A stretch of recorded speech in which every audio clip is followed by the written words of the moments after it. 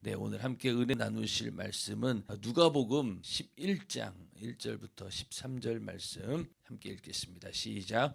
예수께서 한 곳에서 기도하시고 마치심에 제자 중 하나가 여짜오되 주여 요한이 자기 제자들에게 기도를 가르친 것과 같이 우리에게도 가르쳐 주옵소서. 예수께서 이르시되 너희는 기도할 때에 이렇게 하라.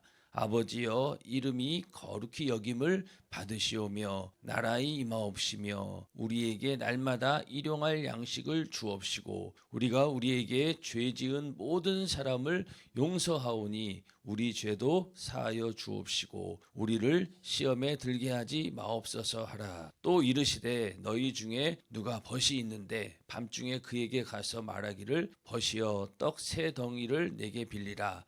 내 벗이 여행 중에 내게 왔으나 내가 먹일 것이 없노라 하면 저가 안에서 대답하여 이르되 나를 괴롭게 하지 말라. 문이 이미 닫혔고 아이들이 나와 함께 침소에 누웠으니 일어나 내게 줄 수가 없노라 하겠느냐. 내가 너희에게 말하노니 비록 벗됨을 인하여서는 일어나 주지 아니할지라도 그 강청함을 인하여 일어나 그 소용대로 주리라. 내가 또 너희에게 이르노니 구하라 그러면 너희에게 주실 것이요 찾으라 그러면 찾을 것이요 문을 두드리라 그러면 너희에게 열릴 것이니 구하는 이마다 받을 것이요 찾는 이가 찾을 것이요 두드리는 이에게 열릴 것이니라. 너희 중에 아비된 자 누가 아들이 생선을 달라 하면 생선 대신에 뱀을 주며 알을 달라 하면 전갈을 주겠느냐. 너희가 악할지라도 좋은 것을 자식에게 줄 알거든 하물며 너희 천부께서 구하는 자에게 성령을 주시지 않겠느냐 하시느니라. 아멘. 네, 오늘은 누가복음 11장 1절부터 13절 말씀을 중심으로 구하는 자에게 성령을 주시지 않겠느냐라는 제목으로 함께 은혜를 나누고자 합니다. 오늘 말씀 1절부터 4절까지는 예수님께서 가르치신 기도, 주기도문에 관한 그런 내용인데 예수의 제자들이 기도를 가르쳐 달라고 요청을 합니다. 예수님께서 항상 기도하는 분이셨기 때문에 그 기도하는 모습을 보면서 제자들이 나도 예수님처럼 하고 싶다 그런 마음이 들어서 예수님께 기도를 가르쳐 달라 이렇게 요청을 하게 됩니다. 예수님께서는 제자들에게 기도를 가르쳐 주신 것도 있겠지만 먼저는 예수님은 기도하는 분이셨습니다. 그래서 예수님이 새벽에 기도하셨죠. 그래서 마가복음 1장 35절에 새벽 오히려 미명에 예수께서 일어나 나가 한적한 곳으로 가사 거기서 기도하시더니 그래서 새벽 오히려 미명에 그러니까 새벽에 기도하셨습니다. 그래서 새벽 기도를 제일 먼저 하신 분이 바로 예수님이시다. 그래서 새벽에 기도하셨고 또 밤이 맞도록 기도하셨습니다. 또 철야 기도하신 분도 예수님이시죠. 누가복음 6장 12절에 보면은 이때에 예수께서 기도하시러 산으로 가사 밤이 맞도록 하나님께 기도하시고 철야 기도도 예수님이 하셨어요. 그러니 자 생각해 보면은 이 예수님께서 하루 종일 편안하게 있다가 밤새 기도하신 것이 아니라 하루 종일 병든 자를 고치고 또 복음을 전하고 그러다 보니 그 당시 뭐 교통수단이라는 게 있었습니까? 전부 다 걸어 다니는 일이었고 또 그곳이 전부 다 광야 사막지대였기 때문에 지금 생각하면은 이게 육신으로는 엄청나게 고된 하루가 되는 겁니다. 그럼에도 불구하고 새벽에도 기도하시고 그리고 또 밤새도록 또 기도하시고 그러니 육신으로는 감당하기 어려운 그런 일들입니다. 그러나 예수님께서 이렇게 밤이 맞도록 철야 기도도 하시고 또 예수님의 기도는 습관을 쫓아 기도하셨다 이렇게 말씀하고 있죠. 그래서 누가복음 22장 39절에 예수께서 나가사 습관을 쫓아 감람산에 가심에 제자들도 쫓았더니 이렇게 습관을 쫓아서 기도하셨다. 정한 시간과 정한 장소에서 기도하셨다는 거죠. 그래서 감람산에 자주 올라가시면서 항상 습관을 쫓아서 기도하셨습니다. 그래서 우리에게도 하나님의 뜻 가운데 쉬지 말고 기도하라 이렇게 말씀하고 있죠. 그 쉬지 말고 기도하라라고 하는 것은 바로 예수님이 습관을 쫓아 기도하셨던 것처럼 정한 시간 또 장소에서 기도를 하는 그 습관을 쉬지 않고 유지하라 그런 내용입니다. 쉬지 말고 기도하라라는 이야기는 기도하는 습관을 놓치지 말고 끝까지 그 습관을 유지하라. 그렇게 예수님도 습관을 쫓아 기도하셨고, 또 기도하실 때 그냥 기도하신 것이 아니라 어떻게 기도했습니까? 간절히 기도하셨습니다. 누가복음 22장 44절에 겟세마네 동산에서 예수께서 힘쓰고 애써 더욱 간절히 기도하시니 땀이 땅에 떨어지는 핏방울과 같이 되었더라. 이 정도로 아주 간절히 애써 기도하셨다. 그러니 예수님께서 그냥 하나님의 아들이신데 그냥 뭐 말 한마디만 해도 하나님께서 즉각 들으시고 그런 분이신데도 불구하고 이렇게 애써서 간절히 땀이 핏방울이 될 정도로 그렇게 애절하게 기도하셨다는 겁니다. 그래서 우리도 예수님처럼 새벽에도 기도하고 또 밤이 맞도록 기도하고 또 습관을 쫓아 기도하고 또 기도할 때 간절히 애써 기도하는 그런 기도의 사람이 다 되시기를 주님의 이름으로 축원합니다. 그리고 또 예수님의 기도는 하나님의 뜻이 이루어지기를 간절히 기도하셨습니다. 십자가에서 고난을 당하시고 또 죽으시는 그 죽음을 앞에 두고 하나님의 뜻이 나를 통하여서 이루어지기를 간절히 기도하셨습니다. 그리고 또 부활 승천한 후에 남겨진 제자들을 위해서 또 기도하셨죠. 요한복음 17장을 보면은 전장이 전부 다 예수님의 기도가 다 들어 있습니다. 그래서 그 기도는 이제 예수님께서 부활 승천하신 후에 남아 있는 제자들과 또 그 제자들을 통해서 복음이 전파되어 이제 많은 사람들이 이제 믿는 자들이 생기게 되겠죠. 그들을 위해서도 간절히 기도하셨습니다. 그들을 고아처럼 버려두지 않고 내가 끝까지 너희와 함께 하겠다라고 하는 그 약속을 이행하시기 위해서 먼저 이렇게 기도를 해 놓으신 겁니다. 그래서 그 기도가 응답되어서 믿는 자들에게 성령이 임하게 되었고, 그러니까 그 성령이 임하게 되면서 내가 너희와 영원히 함께 하신다라고 하는 그 약속의 말씀을 이루게 되었고, 그 요한복음 17장에 걸쳐서 기도했던 그 모든 기도가 다 응답되었던 것입니다. 이처럼 예수님께서는 기도를 가르치시기 전에 행동으로 기도하는 모습을 보여주셨습니다. 제자들은 바로 예수님께서 하는 그 기도가 어떻게 하는 것인지 어떤 내용으로 기도하는지 궁금했던 것이죠. 궁금했던 것입니다. 그래서 오늘날에도 예수 믿는 사람들 보면은 기도가 중요하다라는 것을 모르는 사람은 없어요. 다 제일로 중요한 게 뭔가 기도하는 것 중요하다고 생각하죠. 근데 막상 그 교회에서 어떻게 기도를 해야 될 것인가에 대해서는 자세하게 알려주지는 않습니다. 그리고 방언 기도에 대해서 전혀 모르고 또 방언 기도를 하지 않는다라고 하면은 우리도 방언 기도를 하지 않으면 어떨까요? 기도의 생활이 과연 가능할까요? 가능하지 않아요. 아무리 우리가 한국말로 기도한다 하더라도 육신의 생각은 한계가 있기 때문에 기도하는 것들이 어떨 때는 정력적으로 흐를 수밖에 없고 하나님의 뜻과 무관한 그런 기도를 할 수밖에 없는 게 우리 인간입니다. 그런데 감사하게도 성령을 보내주셔서 성령으로 기도할 수 있는 그런 은사를 주셨기 때문에 우리가 방언으로 기도할 때마다 그 기도는 내 영혼의 사정을 알고 성령이 말하게 하심을 따라 기도하는 것이니 그 기도는 영적인 기도고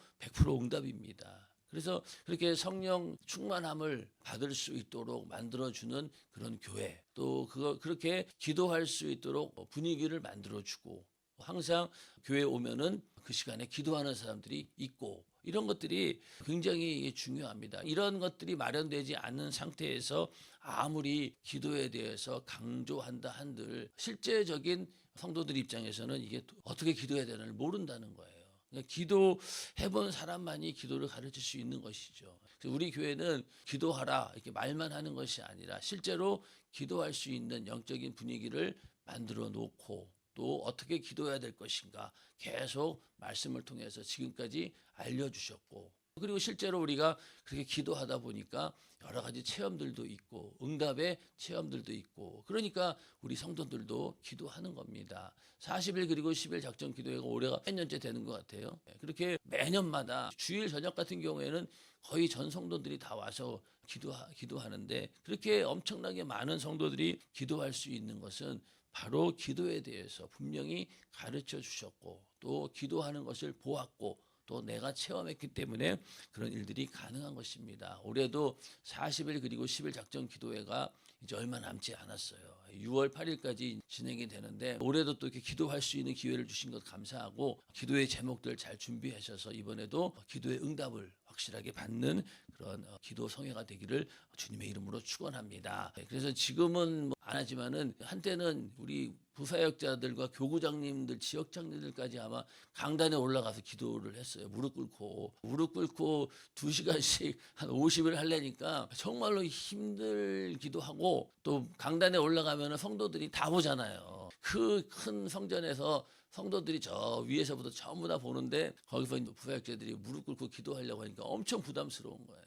그런데도 하여튼 그렇게 하다 보니 영역이 생기게 되고 기도하지 않으면 안 되는구나라는 것이 우리 안에 이렇게 본능적으로 생긴다라고 하는 것이 이게 정말로 아무 교회에서나 줄 수 있는 복이 아니라는 것을 우리 성도들이 잘 아셔야 됩니다. 그래서 기도할 수 있는 분위기에 우리가 그런 교회 다니고 있다라는 것을 감사함으로 늘 기도에 승리하시기를 주님의 이름으로 축원합니다. 이 제자들이 요한이 자기 제자들에게 기도를 가르친 것처럼 우리도 가르쳐 주옵소서. 요한 침례 요한을 말하는 거죠.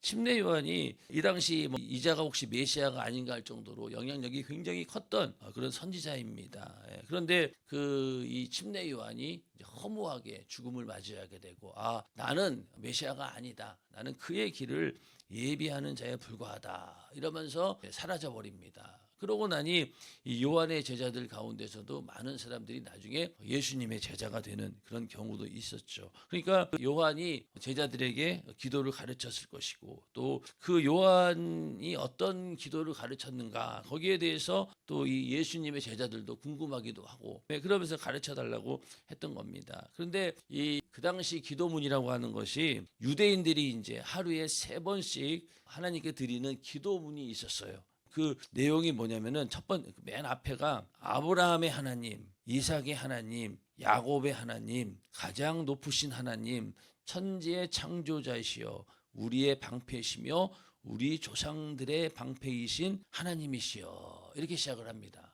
이렇게 시작해요. 이게 굉장히 앞에 미사여가 길어요. 우리도 어떤 분들 기도하는 거 보면 하나님 부를 때 하나님 그냥 부르면 되는데 인류의 역사의 수레바퀴를 돌리시고 우리와 함께 하시고 우리를 축복해 주시고 앞에 막 엄청 길고 나중에 가서 하나님 여호와여 이렇게 막 기도하는 분이 있지 않습니까? 근데 이 구약 시대는 이제 그랬던 거예요. 앞에 이 미사여가 깁니다. 근데 오늘 예수님께 가르쳐 주신 기도 누가복음은 어떻습니까? 아버지여 이거에 달라. 하늘에 계신 우리 아버지도 아니고 그냥 누가복음은 아버지여 그냥 한마디로 끝납니다. 그러니까 이 엄청난 차이가 있는 것이죠. 그리고 이 구약 시대에는 이 개개인이 하나님을 아버지라고 부르지 못했어요. 감히 하나님을 아버지라 부른다 있을 수 없는 일이죠. 예수님께서 내가 하나님의 아들이다라고 하는 것으로도 십자가에 매달아 죽음을 당했으니까 신성모독죄에 걸리는 거예요. 그런데 예수님께서 기도할 때 아버지여 이렇게 하라고 하니 제자들의 입장에서도 흠칫 놀랐을 거예요. 이게 진짜 이렇게 해도 되나 할 정도로. 그래서 아버지여 이렇게 미사여구 없이 한마디로 그냥 하나님을 그렇게 부릅니다. 아들이 아버지를 부를 때 이런 미사여구를 붙여가지고 우리 김동호 부장님 자녀들이 부장님 부를 때 동탄 연세 중학교의 주일학교 부장의 직분을 감당하시고 충성하시는 우리 아버지 이러면은 너 뭐 잘못 먹었냐 이렇게 얘기하잖아요. 우리도 아버지 부를 때 그렇게 안 부르잖아요. 그냥 간단하게 아버지 이러면 되지 앞에다 그런 거 안 붙입니다. 그 얘기는 뭘까요?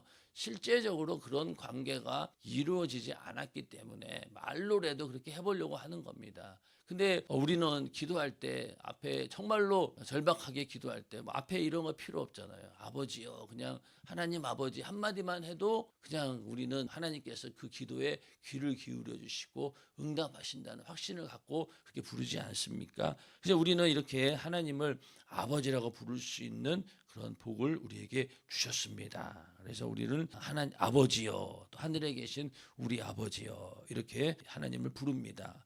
그런데 이렇게 마태복음에 있는 주기도문하고 누가복음에 있는 주기도문이 사실 좀 많이 다르죠. 예, 많이 다릅니다. 그래서 누가복음이 먼저 기록되었기 때문에 마태는 거기에다가 좀 더 살을 붙였든지 아니면 누가는 일부러 아주 간략하게 기록을 했던 것이고, 하여튼 예수님께서 하신 말씀을 어떤 기자는 다 기록한 그런 사람이 있고, 또 어떤 사람은 아주 간략하게 기록한 경우가 있는데, 이 누가복음은 아무래도 이방인들에게 복음을 전하기 위해서 이 누가복음을 기록했기 때문에 약간 용어나 문장이나 접근 방법이 좀 다르긴 합니다. 우리도 왜 전도할 때 예수를 믿었다가 안 믿고 있는 그런 사람들이 있잖아요.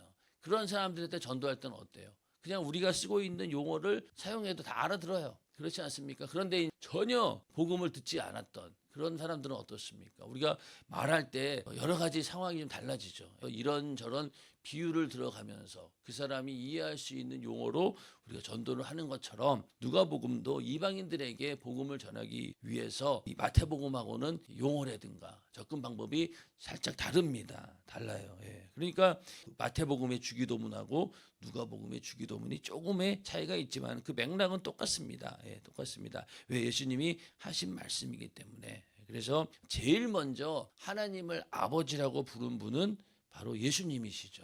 예, 그리고 하나님께서도 이는 나의 사랑하는 아들이다 이렇게 말씀하셨기 때문에 제일 먼저 하나님을 아버지라고 부른 분은 예수님입니다. 그리고 우리들 보고도 아버지여 이렇게 부르라고 한 것은 이제 앞으로 예수님께서 십자가에 달려 고난 당하시고 죽으시고 부활하신 다음에 우리를 하나님과 관계 속에서 우리를 자녀로 만들어 주신다라고 하는 그런 확실한 약속이 이루어질 것이기 때문에 너희도 아버지여 이렇게 부르라고 이미 기도를 가르쳐 주신 겁니다. 그래서 우리가 지금도 하나님을 아버지 이렇게 부를 수 있는 것은 성령으로 말씀으로 거듭났기 때문에 우리가 하나님을 아버지라고 부를 수 있는 것이죠. 그래서 그런 것을 염두에 두고 예수님께서는 이렇게 기도할 때 아버지여, 그리고 이름이 거룩히 여김을 받으시오며 나라의 임하옵시며 우리에게 날마다 일용할 양식을 주옵시고 우리가 우리에게 죄 지은 모든 사람을 용서하오니 우리 죄도 사하여 주옵시고 우리를 시험에 들게 하지 마옵소서. 이렇게 기도하라 이렇게 예수님께서 가르쳐 주십니다. 그리고 이제 5절부터 8절까지는 사실 마태복음에는 없고 누가복음에만 나오는 이야기입니다. 어떤 사람이 친구에게 강청하는 그런 이야기를 통해서 기도를 어떻게 해야 될 것인가 거기에 대해서 비유적으로 이렇게 말씀을 하는 부분이 5절부터 8절까지 나옵니다. 그러고 나서 9절부터 13절 그리고 또 11절 그 이후에 보면은 이 마태복음하고 조금 차이가 있죠. 예, 그래서 이 누가복음에는 누가 생선을 달라고 하면 자녀가 생선을 달라고 하면은 뱀을 주겠느냐 이렇게 얘기하고 또 알을 달라고 하면은 전갈을 주겠느냐 이렇게 얘기합니다. 그래서 알은 우리로 치면 뭐 계란 같은 거죠, 계란. 근데 왜 계란하고 이 전갈하고 이게 대비가 되나 봤더니만은 이 전갈은 어떤 건지 아시죠? 전갈. 그런데 전갈이 꼬리를 딱 접어버리고 또 머리를 딱 접으면은요 이게 알처럼 생겼다는 거예요. 딱 겉으로 봐가 전갈이 그 상태로 있으면은 이게 그 계란하고 비슷하다는 거예요. 그래서 자녀가 알을 달라고 하면은 누가 전갈을 주겠느냐 이렇게 하나님께서는 좋은 것을 주신다. 그리고 이 누가복음은 오늘 이 11장 13절에 있는 말씀처럼 좋은 것 그게 뭐예요? 너희가 악할지라도 좋은 것을 자식에게 줄 알거든 하물며 너희 천부께서 구하는 자에게 성령을 주시지 않겠느냐 이렇게 말씀하고 있는데 이 마태복음에서는 그냥 좋은 것을 주지 않겠느냐 이렇게 얘기합니다. 자녀에게 좋은 것을 주지 않겠느냐. 근데 이 누가복음은 그 좋은 것이 뭐냐? 바로 성령이라 이렇게 말씀하고 있는 거예요. 그래서 이 누가는 이 누가복음도 기록했지만 사도행전도 기록했다고 했죠. 그러니까 누가복음 사도행전이 이어지는 거예요. 그러니 이 사도행전은 또 성령의 행전이라고 얘기합니다. 그러니까 이 누가는 성령 충만함을 받은 자이고 성령으로 하는 기도가 무엇인지 아는 사람이에요. 그러니까 우리의 기도 중에서 가장 좋은 게 뭔가? 하나님이 우리 인간에게 가장 좋은 것을 선물로 주셨는데, 그건 물론 우리가 예수의 피로 죄사함 받고 구원받는 것이겠지만은 그 이후로 우리 인간에게 주신 최고의 기도의 응답은 바로 뭐냐? 성령을 주신 겁니다. 인정하시면 아멘 하시기 바랍니다. 그러니까 우리도 하나님께서 받은 것 중에서, 응답받은 것 중에서 가장 좋은 것이 뭐냐라고 물어본다면 우리는 성령을 우리에게 주신 겁니다. 성령 안에 다 들어있잖아요. 성령의 은사, 그것이 따로따로 있는 것이 아니라 한 성령 안에 모든 은사가 다 들어있습니다. 그렇죠? 그리고 또 성령의 열매를 쭉 보면은 그것만 다 우리가 갖추고 있다라고 하면은 이 세상에서 정말로 하나님의 뜻대로 예수의 제자로서의 온전히 삶을 살아갈 수 있지 않겠습니까? 그러니까 성령을 주신 것, 이것이 최고의 응답입니다. 왜냐하면은 예수를 믿게 된 것도 성령이죠. 성령이 아니면은 예수를 그리스도를 주라 시인할 수 없다 했으니까 성령으로 예수 믿게 되었고 영접하게 되었고 또 성령으로 우리가 거룩하게 살 수 있었고 그리고 맨 나중에 가서 부활할 때도 성령의 인도하심으로 우리가 부활하게 됩니다. 그러니 구원의 모든 여정이 성령으로 이루어지기 때문에 성령 받는 것, 이것이 우리에게 주신 가장 큰 축복입니다. 우리는 성령 받았다. 그럼 하나님께서 우리 자녀에게 주기를 원하시는 가장 좋은 것을 이미 받은 거예요. 자, 오늘 이 예수님이 가르쳐 주신 기도의 중에서도 이름이 거룩히 여김을 받으시오며, 구약 시대에는 하나님의 이름을 어디에다 두었냐면요, 성전에다 두었어요. 하나님의 이름이 어디 있느냐? 그들이 세운 그 솔로몬 성전, 거기에 있었습니다. 그러니 그 이스라엘 사람들이 기도할 때마다 어디를 향해 기도해요? 성전을 향해서 그걸 바라보고 기도합니다. 왜? 거기에 하나님의 이름이 있고 하나님께서 임재하신다라고 믿었기 때문에 성전을 바라보고 기도한 거예요. 그러니까 하나님의 이름이 그 성전에 있었던 겁니다. 자, 그런데 오늘날 우리는 어떻습니까? 우리는 성령이 거하시는 거룩한 성전입니다. 그러니까 우리 안에도 뭐가 있는 거예요? 하나님의 이름이 있다는 거예요. 그러니까 구약 시대에 하나님의 이름을 성전에 두었습니다. 그럼 오늘날 우리도 성령이 거하시는 하나님의 성전이면은 우리 안에도 하나님의 이름이 있어야 되겠죠. 하나님의 이름이 있습니까? 있죠. 우리에게는 예수의 이름이 있잖아요. 그래서 아버지와 아들과 성령의 이름으로 우리가 침례를 받았고, 또 이 아버지와 아들과 성령의 이름이 뭡니까? 바로 하나님의 모든 스케줄, 아버지는 뜻을 정하시고 아들은 하나님의 뜻을 이루시고 또 이루어진 그 사실에 대해서 성령은 전해주시고, 삼위 하나님의 모든 구원의 그런 스케줄이 다 포함된 게 바로 아버지와 아들과 성령의 이름, 그 이름이 바로 뭡니까? 예수의 이름이잖아요. 예수의 이름을 우리에게 주셨어요. 예, 그러니까 이제 우리 안에는 뭐가 있다는 거예요? 하나님의 이름이 있대. 우리 안에는 예수라고 하는 이름을 우리가 소유한 자입니다. 그러니까 우리가 기도할 때마다 맨 마지막에 예수의 이름으로 기도합니다, 이렇게 하는 것이고, 또 우리 안에 그 예수의 이름 가지고 악한 영도 쫓아내고 몰아내고 그러지 않습니까? 그래서 우리 안에 예수의 이름을 우리에게 주신 거예요. 그렇기 때문에 내 안에 성령이 거하는 거룩한 성전이 되었고, 그로 인해서 그 이름을 내 안에 모실 수 있는 겁니다. 그러니까 성령을 받지 않으면 그 일이 이루어지지 않는 거잖아요.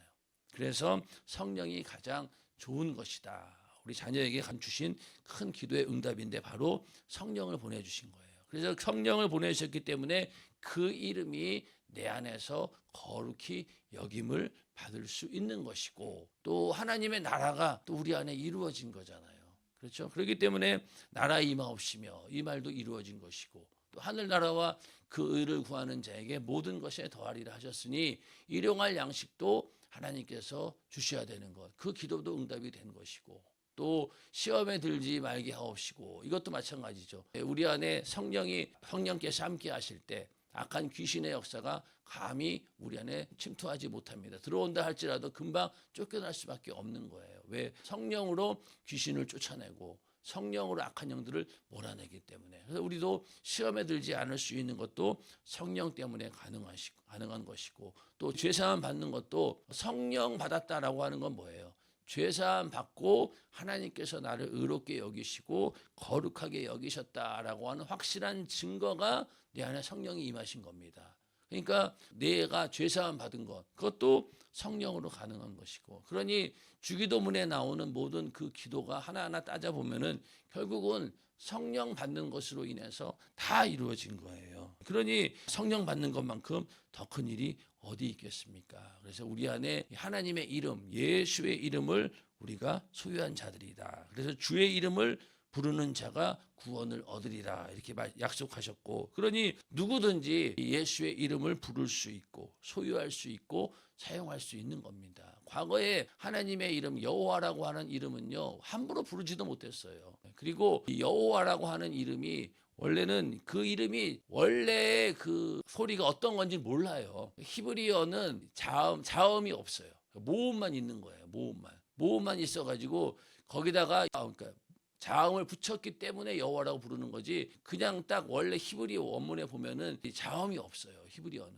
그러니까 하나님의 이름 여호와라고 하는 이름도 사실 인간이 그냥 불렀기 때문에 그런 것이고, 또 그 이름은 뭐냐면 아도나이, 나의 주, 이런 식으로 돌려서 불렀던 거예요. 왜? 여호와라고 하는 이름이 너무나 거룩한 이름이고 괜히 잘못 망령 때 일컬었다가는 저주를 받기 때문에 함부로 못 부르니까 그냥 아도나이, 나의 주, 이렇게 돌려서 부를 정도로 그런 이름이었어요. 하나님의 이름인 거예요. 나에게 주신 이름이 아니라는 거예요.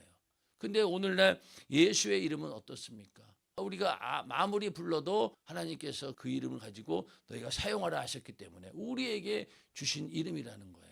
그러니까 우리는 언제든지 그 이름을 부를 수 있고, 그래서 지금 오늘날 우리가 주여라고 합니다. 그러면 뭐 구약시대 사람들도 주여, 아까 아도나이 이렇게 불렀다고 했잖아요. 근데 오늘날 주여라고 하는 것은 바로 예수 그리스도를 겨냥한 그런 기도가 되는 거죠. 그래서 주 예수 그리스도, 그러니까 주여 그러면은 그 안에 주 예수 그리스도 이름이 다 포함이 된 것입니다. 그래서 그 이름으로 우리가 살게 되고 그 이름과 함께 예수님처럼 동일한 능력도 나타나게 되는 것입니다. 그러니 이 성령 안에 모든 것이 다 들어있는 것이죠. 그래서 예수님께서 가르쳐 준 그 기도가 바로 성령 안에 다 들어있다라고 하는 겁니다. 그래서 이 제자들이 침례 요한이 가르쳐 준 기도를 우리에게도 가르쳐 주세요, 이렇게 이제 요청했을 때 예수님께서는 이 침례 요한의 사역과 또 예수님이 하시는 사역이 다르다는 것을 염두에 두고 이제 말씀을 하시는데, 사도행전 1장 4절부터 5절에 보면은요, 사도와 같이 모이사 저희에게 분부하여 가라사대 예루살렘을 떠나지 말고 내게 들은 바 아버지의 약속하신 것을 기다리라, 이렇게 말씀하셨죠. 여기서 아버지의 약속하신 것이 뭡니까? 바로 성령입니다. 성령을 보내주실 것이다, 그것을 약속하셨는데 그거를 너희가 기다리라는 거예요. 예루살렘을 떠나지 말고. 그러면서 5절에 요한은 물로 침례를 베풀었으나 너희는 몇 날이 못되어 성령으로 침례를 받으리라 하셨느니라. 자, 여기 보면은 요한의 침례하고 이 성령의 침례는 완전히 차원이 다르죠. 요한의 침례는 뭡니까? 회개케 하는 침례. 너희가 하나님 앞에 죄인임을 고백하고 나와라 라는 그런 회개를 촉구하는, 또 회개가 이루어지는 그런 침례였습니다. 그러나 이 성령의 침례는 뭡니까? 회개한 자가 하나님께서 의롭다 하시고 거룩하다라고 인정하신 그런 침례가 바로 성령의 침례입니다. 그러니까 요한의 침례하고는 차원이 다른 거예요. 요한의 침례만 가지고는 절대로 완전할 수가 없죠. 성령을 우리가 받아야지만이 하나님 아버지 약속하신 것을 다 받게 되는 겁니다. 그러니 이 요한의 침례하고 예수님께서 주시는 성령의 침례하고는 이렇게 차원이 다릅니다. 당연히 예수님께서 가르치신 기도와 요한이 가르쳐준 기도하고도 차원이 다른 거죠. 요한이 가르쳐준 그 기도는 예수님의 기도하고는 다르다는 거예요. 그래서 성령 받을 수 있도록 성령 침례를 가능케 한 기도, 그것은 바로 예수님이 가르쳐준 기도, 또 예수의 이름으로만 가능한 일입니다. 그러니까 요한에게 가르쳐준 기도를 좀 알려주세요라고 하는 것하고 예수님이 가르쳐준 기도하고는 차원이 다르다는 겁니다. 저 시계가 많이 늦긴 늦네요. 저것만 보고 있었네. 벌써 30분 지났네. 하여튼 이렇게 해서 요한의 침례와 성령의 침례가 다르듯이 요한이 가르쳐준 기도와 예수님이 가르쳐준 기도가 완전히 이거는 다르다. 라는 것을 우리가 알면서 오늘 이 말씀 주기도문에 대해서는 우리 교회는 뭐 워낙 많이 들었기 때문에 잘 알고 있지만은 다시 한번 이렇게 이 누가는 성령의 역사에 대해서 강조했다라는 사실을 알고 내가 성령 받았다. 그럼 하나님이 주실 거 내가 다 받았구나. 이제는 내가 성령 충만함으로 성령의 은사와 성령의 열매 이런 것들이 나타날 수 있는 성령 충만한 삶을 살아야 되겠다. 그래서 그렇게 우리의 기도 제목 중에도 가장 중요한 기도의 제목이 바로 뭐냐? 성령 충만함을 위해서 기도하는 겁니다. 그래서 40일 10일 작전 기도회 때도 다른 기도도 다 뭐 급한 기도들이 있겠지만은 가장 중요한 기도는 성령 충만함을 위해서 기도하는 겁니다. 오늘 말씀처럼 하나님 아버지께서 우리에게 자녀들에게 주는 가장 좋은 것이 성령이라고 했으니까 성령 충만함을 위해서 기도해서 그 하나님의 뜻이 우리에게 이루어지기를 주의 이름으로 축원합니다.